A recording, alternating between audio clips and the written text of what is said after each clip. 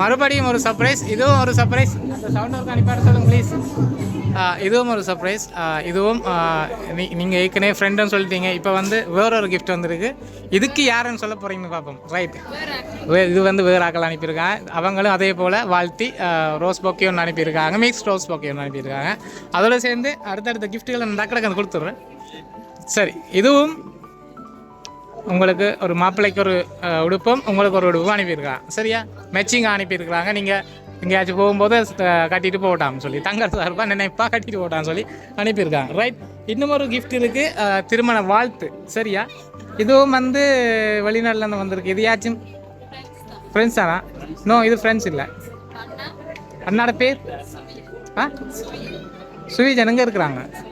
சுவிஸ்லையா? இது வந்து Europe country இல்லை, வேறு நாடு. வேறு நாட்டில் வந்திருக்கு. ஸோ ஆஸ்திரேலியாவும் இருக்கலாம். யார் மாமாவோட பேர் என்ன? தெல்லு மாமா இல்லை,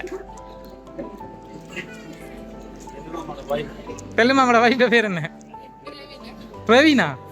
ஓ, தெல்லு மாமாவோட உண்மையான பேர் என்னப்ப? சுதர்ஷனா? ஐயோ, நீங்கள் தெல்லு மாமான்னு சொன்னால் எங்களுக்கு எப்படி தெரியும் தெல்லு மாமா? சரி, உங்களுக்கும் வாழ்த்தி இந்தா திருமண வாழ்த்துக்கள் சிந்துஜன் எலெக்ஷனாக சொல்லி இதெல்லாம் வாசித்து தான் கொடுக்கணும். ஆனால் வாசித்து கொடுக்குறதுக்கு நேரம் இல்லை.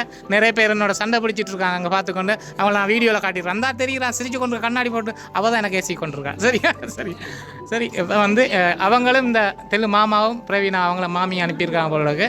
சரி, என்ன சொல்ல போகிறீங்க மாமி மாமாவுக்கு? சரி, எதிர்பார்க்கல. தேங்க்யூ. அதுக்காகத்தானே சர்ப்ரைஸ் பண்ணுறாங்க. Right, okay. இதே மாதிரி எப்போவுமே நீங்கள் சந்தோஷமாக இருக்கும்னு சொல்லி தாங்க மிஸ் பண்ணுறாங்களே அந்த வெட்டிங், இந்த அழகான திருமண கோலத்தில் பார்க்க முடியலையான்னு சொல்லி சரியா கவலைப்பட்டு அனுப்பியிருக்கிறாங்க. ஓகேயா? சரி, இதே மாதிரி எப்போவுமே சந்தோஷமாக இருக்கட்டாம்னு சொல்லி வாழ்த்துறாங்க. அதோடு சேர்ந்து நாங்களும் வாழ்த்துறோம். நாங்கள் வந்து லவ் சர்ப்ரைஸ் டெலிவரியில் வந்திருக்கேன். ஏற்கனவே அறிமுகமானவர்கள். நன்றி.